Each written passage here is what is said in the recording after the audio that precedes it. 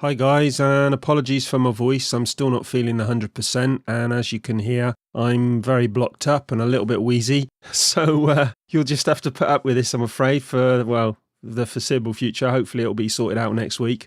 But in the meantime, I'm going to do my usual and talk about games.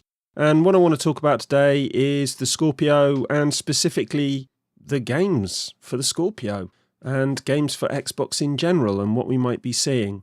And specifically what we might be getting announced at E3 or even maybe before, and what we can hope to see perhaps at the end of the year for Xbox. Now, we know that Sony's been knocking it out of the park recently, and we've had a whole host of games from them this year, ranging from Horizon Zero Dawn through Nier Automata to Persona 5. But what about Microsoft? What have they been doing? Well, apart from Halo Wars 2, we've had very little from them, haven't we? And it's all been pretty quiet on the Xbox front as regards software. We've had a lot of stuff relating to hardware, with the Scorpio, and that's all been very exciting, but not much in terms of software. And that, frankly, has been the opposite of exciting, and it's been a little bit depressing. We do know, though, that we're almost certainly going to see Forza 7 at the end of the year. And I think we're likely to see Crackdown and State of Decay announced for the end of the year. Probably at E3 we'll see something about those games. I hope so anyway, we do need them. And I think we'll probably be playing those before the end of the year. And I think Crackdown could be a big game for the platform, especially if it delivers what it promises. Now, that's not a given, obviously. A lot of games offer a lot and then deliver very little. But I really enjoyed the first Crackdown game. Didn't play the second one, basically heard it wasn't as good, but I've got, high hopes for this one, so hopefully it will deliver. But what I want to talk about more specifically today is not the games that we think are absolutely coming, but I want to look at some of the stuff that might be coming. I want to enter the twilight zone of speculation and rumour and talk about, games we might be seeing and some surprises we might be getting at E3.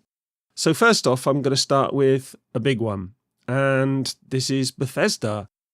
And apparently Bethesda are working on 3, games at the moment, 2 of which are apparently really big titles. Now, there's been some speculation around Bethesda, and we've had Microsoft moving its conference to Sunday, which coincides with Bethesda. And it actually means that Microsoft will be running before Bethesda.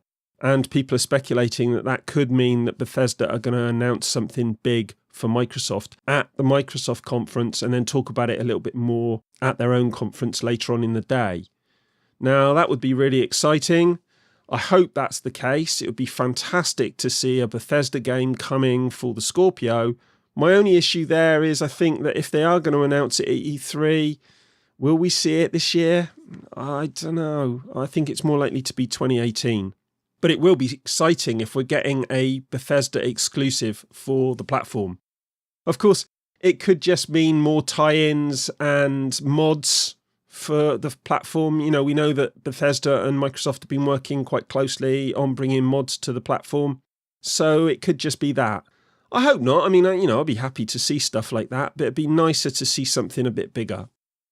The next big one is probably Splinter Cell.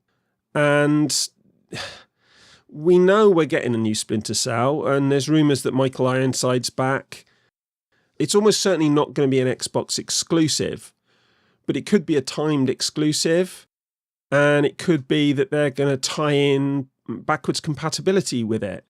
Like they did with Gears of War or Rainbow Six Siege, where you got, the earlier versions of the game coming out as backwards compatibility as part of the price that you pay for the new game. And that would be a welcome addition. I would love to see a new Splinter Cell game. I love the Splinter Cell games. I think they're great fun. So if we do get a new Splinter Cell game and we get the other games as backwards compatible included in the package, that would be a pretty nice addition, I think. Although, I think if it came out as an Xbox exclusive with 4K on the Scorpio, that would be a massive deal. And I'd be very, very happy about that. But I don't think we're going to get something like that, to be honest. The next one is Assassin's Creed Empire. And we didn't get an Assassin's Creed game in 2016. and there's talk that we're going to get one this year. And there was some speculation. I was talking to Grant and Sully about Assassin's Creed, and Sully was convinced at one point that we might be seeing it coming as an exclusive for the Switch. But that didn't transpire, and people are now suggesting in some quarters that maybe we'll be seeing it as some sort of exclusive for the Xbox. Again, I'm not absolutely convinced that we're going to get it as an exclusive. It could have some sort of timed exclusivity, I suppose. We will see. We will see. I do think that there will be something around Scorpio for this game. Whether it'll just be that it runs better on the Scorpio, I don't know. But it wouldn't be at all surprising to me that there will be some sort of deal turning up in relation to this game. Be interesting to see. And again, as with Splinter Cell, if it did turn up as a Xbox exclusive, that would be very interesting. And those two games are not first-party games for Xbox, and it would be a kind of an about face for Phil Spencer, because he has said that he wants to concentrate on first-party exclusivity.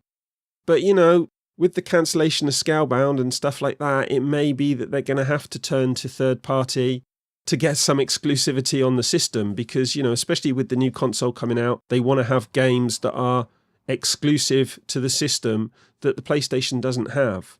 Whether those games will be Splinter Cell or Assassin's Creed, I would suspect not, but I think we will be seeing some games in the future that will be exclusive to the system. And they will be third-party games, I would think, that will be exclusive to the system. It would be crazy for Microsoft not to go down that route. We look how Sony's been knocking it out of the ballpark with those kind of deals, and it's been killing Xbox. So they need to do something to alleviate this pressure, and maybe a few deals would help. Next, though, I want to move away from talking about games that we're going to see that could be exclusives and look a little bit more at some of the games that are first-party games for the Xbox, and games that we've talked about in the past and played in the past that are Xbox exclusives and have quite a lot of love. There's been speculation about, Microsoft may be resurrecting some of these titles. And I actually think that would be a fantastic idea. And the first one on the list is Knights of the Old Republic. And could we be seeing Knights of the Old Republic 3, or maybe even a reboot or a remaster? Not sure I want to see a remaster, to be honest. I'd like to see a brand new game. And it would be fantastic if they do announce a new Knights of the Old Republic game at E3. I think certain quarters of the audience there and the internet would lose their shit over that. I was never a big fan of Knights of the Old Republic, but I have a friend who is a big fan of the title and would maybe consider going and buying an Xbox just for that game if it turned up. So they definitely make some sales on the back of that one. The next one is one that I would like to see, and there's been rumours about this for a long time now, so, they bubble up and then they bubble under again, and I was reading something about it the other day.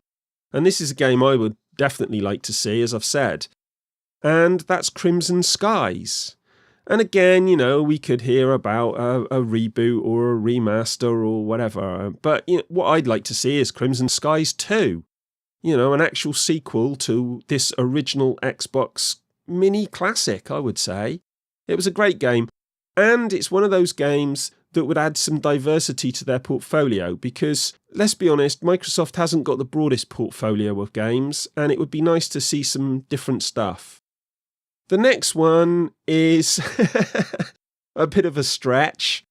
Given that Lionhead was killed off by Microsoft, a lot of people think that Fable's completely dead, but there have been some rumours knocking about that Fable could get resurrected in some form. It would make sense for Microsoft to resurrect the franchise. It's a much-loved franchise, and it would make, as with Knights of the Old Republic, it would make a lot of people very happy if this game turned up. So it could be that we could see this game reappear. As with all these games, though, if they're announced at E3 this year, unless they've been kept under heavy wraps and actually have been in development, will we actually see them this year? That's the problem I have. With all this speculation, I would love to see all these games turning up on the Xbox platform as exclusives. But I think there are some problems there. One, with third party with getting the exclusivity deals. Two, with the first party stuff, actually having them available and having them made. And if they haven't been working on them already, then they're not coming this year, let's be honest. The next one is Phantom Dust, and the re-release of the game is imminent. I think that's coming before E3, actually. I never played the game, but apparently it was quite popular, and I know Phil Spencer liked it.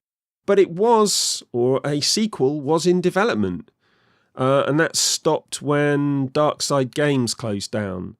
So with the re-release, it could be that we're going to get another story out on Microsoft at E3 and they're going to announce a sequel. It would work quite well. You know, you release the re-release. You release the re-release? I don't know.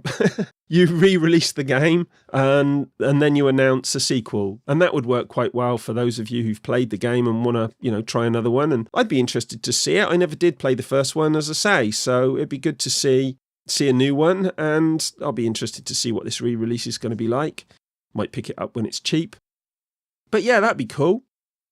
And that's it as far as the games go. There are other things that I think Microsoft could do in terms of games, and one of those would be Game Pass. I think it'd be great if Game Pass is bundled with Scorpio. I mean, we're not going to get a 12-month bundle, but maybe a 3-month. That'd be fantastic for people picking up Scorpio. Go and buy a Scorpio, you've got 100 games or more. And, that would be fantastic. It would give people something to play when they first pick up the console. So if you're first buying a console, and this is the first time buying an Xbox, and you're buying the Scorpio, you've already got 100 games there. Done. The other bit of speculation I think is interesting and could help push sales to some degree, and I think it's a minor one, is backwards compatibility being extended to Xbox Originals. There's some interesting rumours about that, and I could maybe make another video about this, but I'm going to just talk about it here briefly. What interests me about that is that we know that Phil Spencer would like to see this happen, and it would make people like me pretty happy. There's a few original Xbox games I would really, dearly love to be able to play again, and that brings me back to Crimson Skies again. I would love to be able to play Crimson Skies on my Xbox One. And so bringing some of those games as backwards compatible titles would be fantastic. What would be even better is if they add them as Game Pass titles. And again, that goes to the whole thing of legacy that Phil Spencer talks about creating. And I think that would be an interesting thing to do. It wouldn't be a big deal, but it would make the fans happy. It would be a fan service and it would create good feeling. And so it would help sales because it would get people talking about the platform, and it would be, get people talking about Microsoft in a positive way. And I think that's always good from a marketing standpoint. The other little thing that I want to add in relation to that is there are some rumours going around, and this is a crazy rumour, but it's interesting, that there's a guy working on a original Duke controller to be released for the Xbox One. Now, that strikes me as crazy because not many people like the Duke controller. But maybe it could be done as a marketing thing. If you're going to add original Xbox games, then you bring out the Duke controller as a sort of limited run as part of the marketing program. And that would all tie in very nicely. And like I say, this is all crazy speculation. A lot of this stuff isn't going to happen. Maybe all of it will. I don't know. If it all did, you can come back here and you can give me a big thumbs up and say, hey, Joe, you were the first one to talk about this stuff. So, I can put on my Mystic Meg cap and walk around calling myself a psychic. I don't know.